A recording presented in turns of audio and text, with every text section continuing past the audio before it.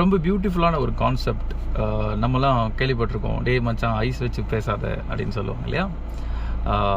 இந்த ஐஸ் வச்சு பேசுறது அப்படிங்கிறது வந்து ஒரு காரியம் சாதிக்கிறதுக்காக ஒரு நெகட்டிவான தாட்டில் அந்த மாதிரி விஷயம் கிடையாது. பட் இந்த பவர்ஃபுல்லான இந்த ஐஸ் வச்சு பேசாத அப்படிங்கிறதுக்குள்ள ஒரு பயங்கரமான ஆக்ரனம் இருக்குது. ஐசிஇ ஐஸ் இல்லையா. ICE I stands for intention அப்படிங்கிறாங்க.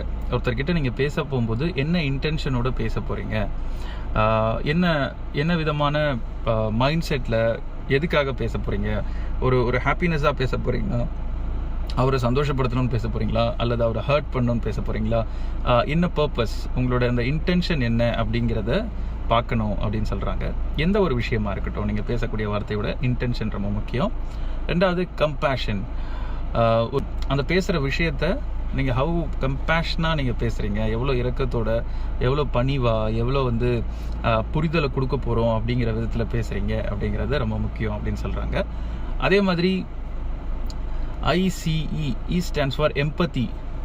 அவங்களோட பெர்ஸ்பெக்டிவ்லேருந்து அவங்க இதை கேட்டாங்க அப்படின்னா அவங்க என்ன நினைப்பாங்க, அவங்களோட ஷூஸ்குள்ளே போய் நின்று நம்ம வந்து இந்த விஷயத்த பேசுகிறோமா சொல்கிறோமா அப்படிங்கிறது ரொம்ப முக்கியம்.